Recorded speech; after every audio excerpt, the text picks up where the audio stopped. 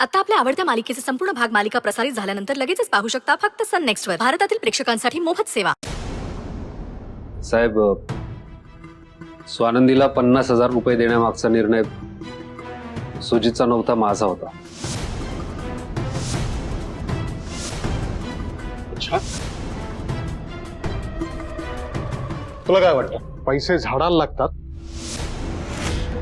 तुला आतापर्यंत घरचा समजत होतो, तुला पाठीशी घालत होतो, याचा अर्थ असा नाही ना की तुझ्या मनात येईल ते निर्णय तू घ्यायचे. हा, ही इस्टेट सरपोतदारांची आहे. हा पैसा कसा वापरायचा, कुठे वापरायचा, ह्याचा निर्णय फक्त सरपोतदारच घेतील. तुला हा निर्णय घेण्याचा हक्क दिला कोणी? सॉरी साहेब, चूक झाली.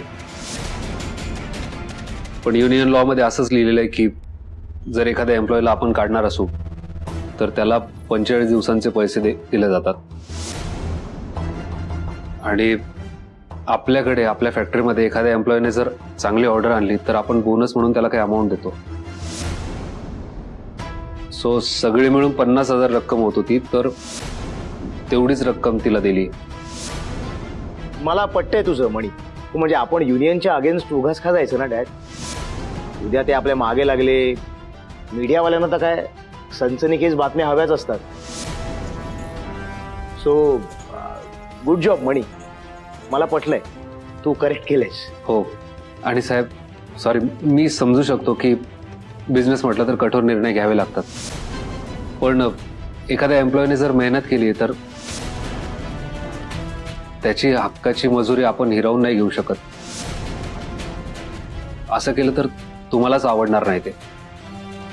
आणि साहेब, आम्ही फक्त तुमची शिकवण फॉलो केली, बाकी काही नाही. मी आता तुम्ही मला पटवलंय खरं,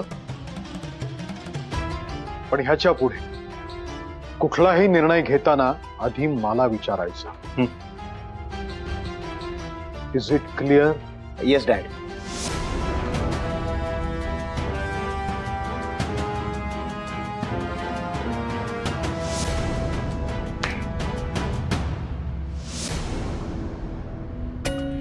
बाई, बरं झालं तू आलास. नाही, डॅडनं असं अचानक समोर बघितलं आणि ते विचारायला लागल्यानंतर मला काही सुचतच नव्हतं त्यांना काय सांगू, कसं बोलू. पण करेक्ट वेळेला आलास.